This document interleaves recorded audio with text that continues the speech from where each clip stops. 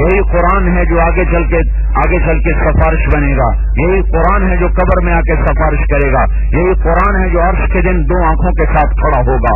اللہ کے عرش کے نیچے قیامت کے دن اس کی 2 آنکھیں ہوں گی اور ہر ایک کو دیکھے گا. اس نے میرا حق ادا کیا ہے, اللہ معاف کر دے. اللہ کہیں گے جاؤ معاف کیا. وہ کہے گا یا اللہ اس نے میرا حق ادا نہیں کیا, اس کو پکڑ لو. اللہ فرمائیں گے جاؤ اس کو پکڑ لیا. تو یہ ایک نظام چلنے والا ہے, اصحاب الیمین کا بھی, اصحاب الشمال کا بھی, کامیاب کا بھی اور ناکام کا بھی.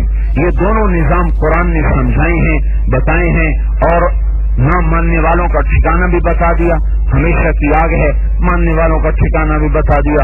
ہمیشہ کی نعمتیں, جوانی ہمیشہ, زندگی ہمیشہ, پینا پلانا ہمیشہ, ساتھی ہمیشہ, نبیوں کا پڑوس ہمیشہ, اور اس سب سے بڑھ کر اللہ پاک کا ساتھ ہمیشہ, اللہ کی رضا ہمیشہ, اللہ کا دیدار ہر 8ویں دن.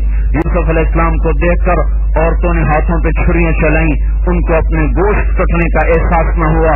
یوسف علیہ السلام کے بنانے والا جب اپنے چہرے سے پردہ اٹھائے گا تو دلوں پہ کیا کچھ گزر جائے گا. اور ہر 8ویں دن اللہ کا دیدار.